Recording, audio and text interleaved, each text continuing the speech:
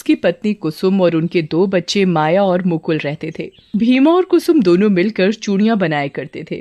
भीमा बाजार में उन चूड़ियों को बेचकर अपना और अपने परिवार का गुजारा करता था। भीमा का परिवार बहुत ही गरीब था। वो जैसे तैसे करके अपने परिवार का गुजारा कर रहा था।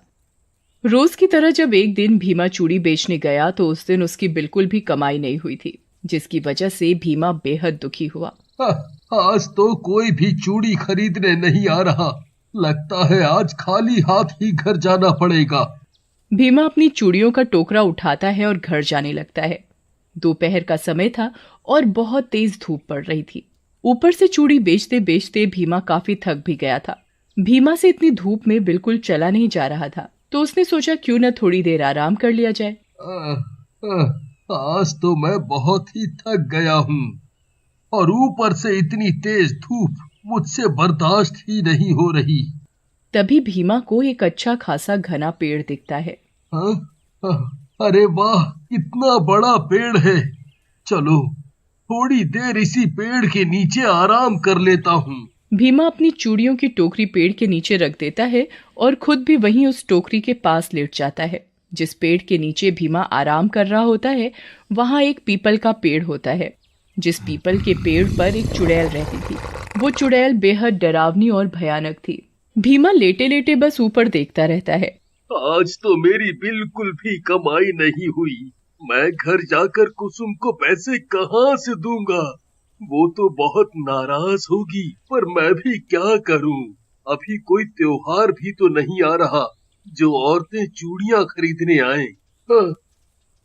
अब तो जब तक कोई त्योहार नहीं आता तब तक ऐसे ही रहने वाला है। समझ नहीं आ रहा मैं घर का खर्च कैसे चलाऊंगा। भीमा के मन में बस यही सब बातें चल रही होती हैं और तभी वहां ठंडी ठंडी हवा चलने लगती है। भीमा की आंख कब लग जाती है उसे पता ही नहीं चलता और वो गहरी नींद में सो जाता है। पीपल के पेड़ पर बैठी हुई चुड़ैल भीमा की सारी बातें सुन रही होती है। वो भीमा को बड़े प्यार से देख रही होती है और उसे भीमा पर बहुत दया आती है। अरे, ये आदमी तो बहुत परेशान दिखाई दे रहा है। बेचारा कितना थका हुआ है कि पल भर में सो गया। तभी चुड़ैल की नजर भीमा की टोकरी पर पड़ती है। वाह, कितनी सुंदर सुंदर चूड़ियां हैं। इस आदमी की पत्नी तो कितनी खुशनसीब है। वो तो रोज नई नई चूड़ियां पहनती होगी। इतनी सुंदर चूड़ियां देखकर चुड़ैल का भी मन चूड़ियां पहनने का करने लगता है और वो पेड़ से उतरकर टोकरी के पास बैठ जाती है। चुड़ैल टोकरी से चूड़ियां निकाल निकाल कर पहनने लगती है।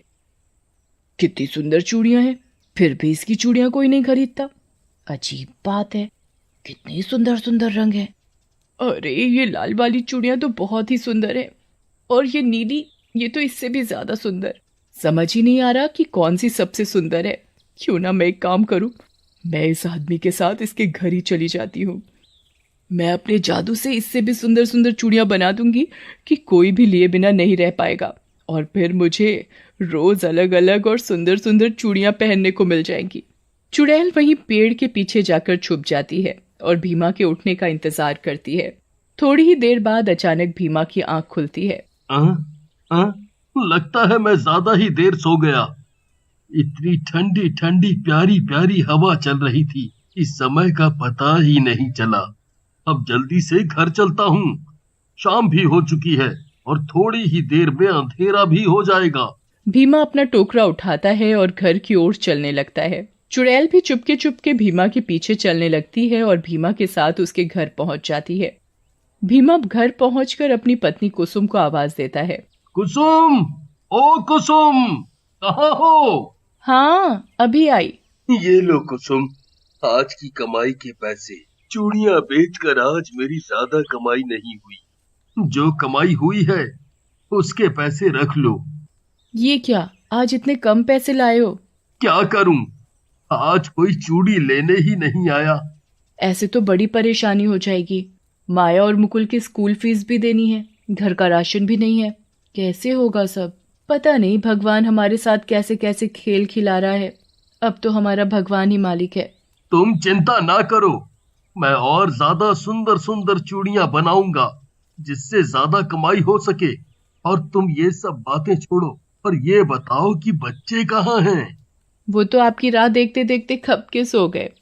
भीमा और कुसुम की सारी बातें चुड़ैल सुन रही होती है। ये बेचारे तो बहुत गरीब हैं। इनका तो पेट भी बड़ी मुश्किल से भरता होगा। मुझे भीमा और कुसुम के लिए कुछ न कुछ करना चाहिए। भीमा और कुसुम सो जाते हैं और अगली सुबह जल्दी उठ जाते हैं।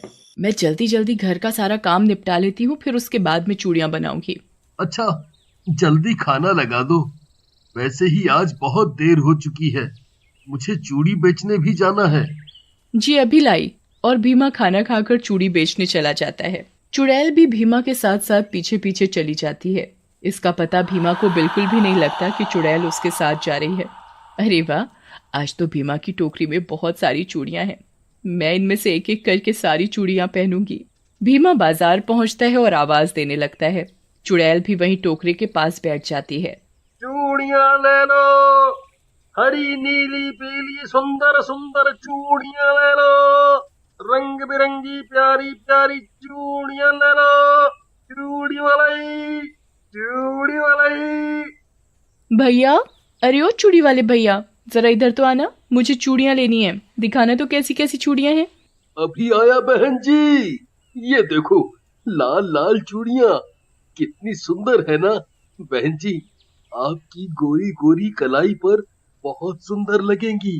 बताओ, कितने दर्जन दे दूं? अरे नहीं भैया, मुझे ये हरी वाली चूड़ियां तो दिखाना। अभी दिखाता हूँ बहन जी। ये देखो, हरी हरी हरियाली चूड़ियां, है ना सुंदर? हाँ ठीक है, पर ज्यादा सुंदर नहीं है। और भी सुंदर सुंदर चूड़ियां हैं। आप ये नीली वाली ले लो। आपकी गोरे गोरे हाथों में बहुत ही सुंदर लगेंगी। नहीं नहीं, मुझे ये हरी वाली दे दो। भैया आप ना थोड़ी और अच्छी चूड़ियां लाए करो, जो देखते ही पसंद आ जाए। जी बहन जी। अच्छा, ये लीजिए आपकी चूड़ियां। कितने पैसे हुए? जी, 50 रुपए। औरत भीमा को पैसे देती है। मैं अच्छी अच्छी चूड़ियां कैसे बनाऊं? सब लोग डिजाइन वाली चूड़ियां मांगने लगे हैं। अच्छा, तो अब सबको और सुंदर चूड़ियां चाहिए। चूड़ी वाले, चूड़ियां ले लो, सुंदर सुंदर चूड़ियां ले लो, रंग बिरंगी प्यारी प्यारी चूड़ियां ले लो।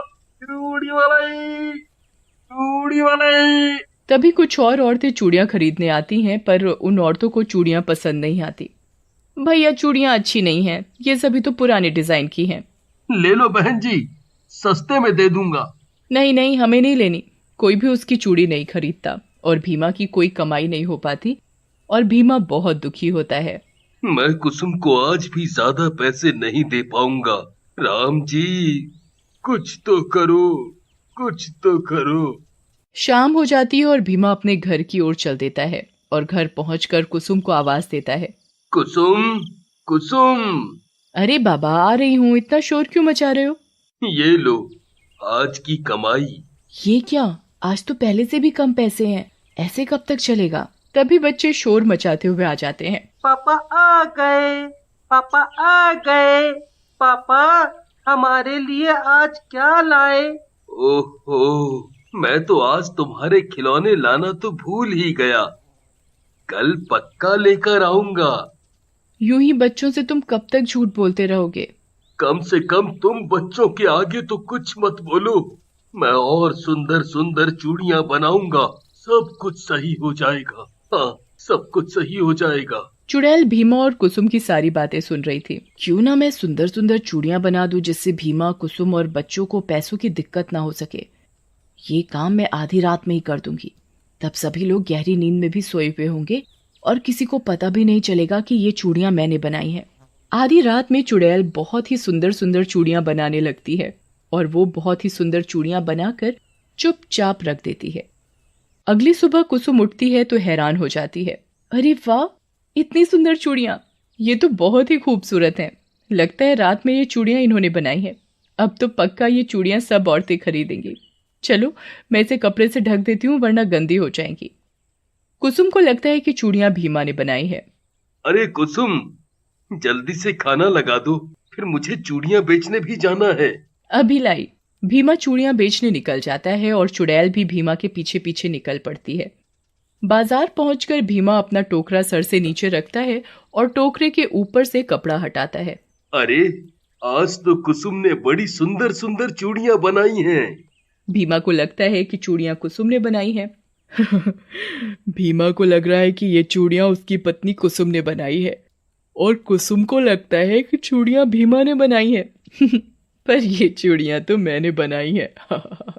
चूड़ियां ले लो, हरी नीली पीली सुंदर सुंदर चूड़ियां ले लो, चूड़ी वाली। तभी गांव की औरतें भीमा की आवाज सुनकर आ जाती हैं। अरे भीमा भाई, क्या बात है? आज तो चूड़ियां बहुत ही खूबसूरत हैं। हाँ, वाकई में चूड़ी बहुत ही सुंदर है। मुझे ये हरी वाली दे दो, मुझे ये लाल वाली, मुझे ये पीली वाली चूड़ियां दे दो। देखते ही देखते भीमा की सारी चूड़ियां बिक जाती हैं। भीमा मन ही मन बड़ा खुश होता है। चुड़ैल भी भीमा के लिए बहुत खुश होती है। चलो, अब धीरे धीरे भीमा के परिवार की सारी मुश्किलें दूर हो जाएंगी।